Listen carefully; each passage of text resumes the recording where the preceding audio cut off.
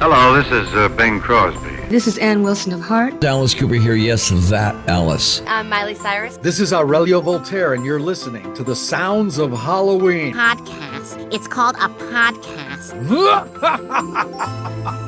Hi, I'm Ken Kessler, and welcome to the Sounds of Christmas podcast. If you're new to this podcast, I want to start by saying thanks for joining us. If you're not new, welcome back. Either way, I'm glad you're here. Now, to avoid any confusion, I want to start off by saying there won't be any music played here. This is a place for conversation. I'll talk about Christmas music and some related topics, sometimes by myself and sometimes with guests. If you're looking for music, just go to soundsofchristmas.com and click on the tree or the player on the front page or on the Listen Now page. We play the best variety of Christmas music all year long. Well, except in October, when we play the best variety of Halloween music. Yes, the Sounds of Christmas switches to Halloween music in October, which is now just around the corner. I get questions about that a lot, and I even reposted a blog about it recently on the Sounds of Christmas website, and I've recorded similar podcast episodes about it in the past, but since this is starting up next week, I thought it was time to revisit it. This is a tradition I started years ago in the early days of the Sounds of Christmas station. I'm going to share this story once again as I think it really illustrates how and why the Sounds of Halloween came to be. Like most families, Halloween and Christmas have always been big at our house. Lisa and the kids are on the Halloween side while I'm with Santa. I learned long ago not to try and convert any of them. I think what happened at Disneyland once explains it best. In one of the studios at California Adventure, you can use this machine to determine which hero or villain you are. I was Tarzan. All three of them were villains. Oh well, they love me anyway. So as we move toward October, I get super busy working on the new season of The Sounds of Christmas. While the station stays on year-round, I had decided to make a change in October, turning The Sounds of Christmas into The Sounds of Halloween from October 1st through Halloween night. I admit, mostly, this was just for my family. While I kick the tires and otherwise make sure everything is set to go for the coming season, including loading lots of new music. But I found there are a lot of other people that love Halloween too. So year after year, I've expanded the Halloween playlist, finding more and more Halloween music. With all that said, what is Halloween music? Some of it's pretty obvious. Monster Mash, Purple People Eater, Ghostbusters, songs about things you associate with Halloween. Ghosts, monsters, werewolves, vampires, and witches.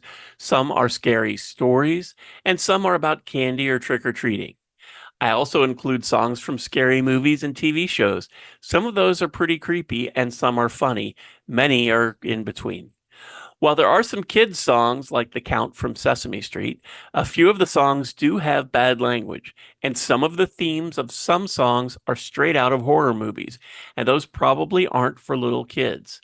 I only say that so you'll know that for the month of October, parental guidance is suggested.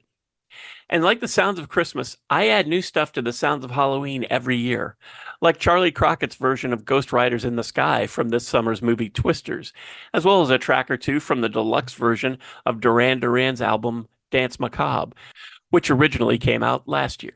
Miley Cyrus doing Psycho Killer is another new one I'm adding this year, and there's new music from Disney Plus's series Agatha All Along.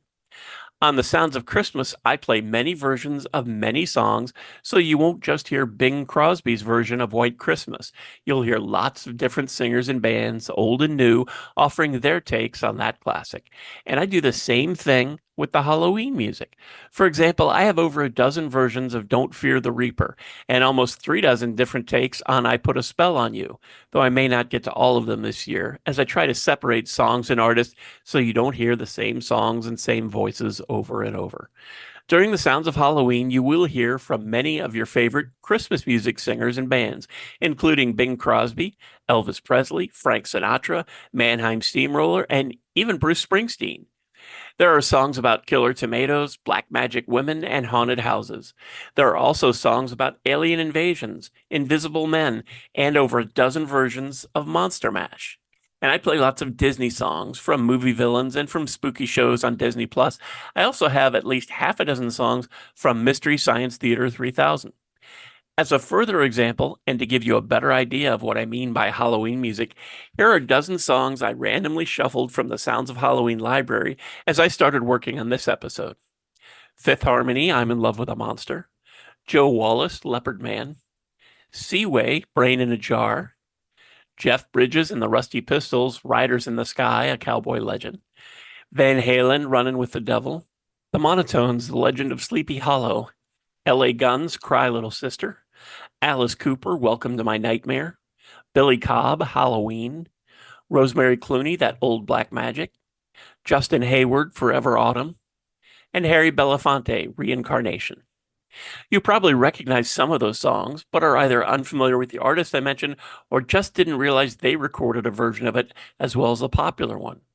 For example, I have a bunch of versions of Cry Little Sister, including the original by Gerald McCann from the movie The Lost Boys, and I play all of those, but the one that shuffled out this time around was from L.A. Guns.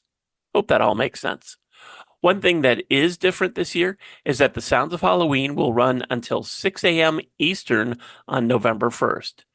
That way, the west coast of the U.S. and even Hawaii will get a chance to finish celebrating Halloween before the new season of the Sounds of Christmas begins. I hope you enjoy this upcoming celebration of Halloween throughout October, and then the new season of the Sounds of Christmas will be here starting on November 1st. Thanks so much for listening, helping me share some Christmas spirit and some Halloween spirit, and for continuing to support the Sounds of Christmas station and podcast. I told you how to listen to the station, and you're listening to the podcast now, so my work here is just about done.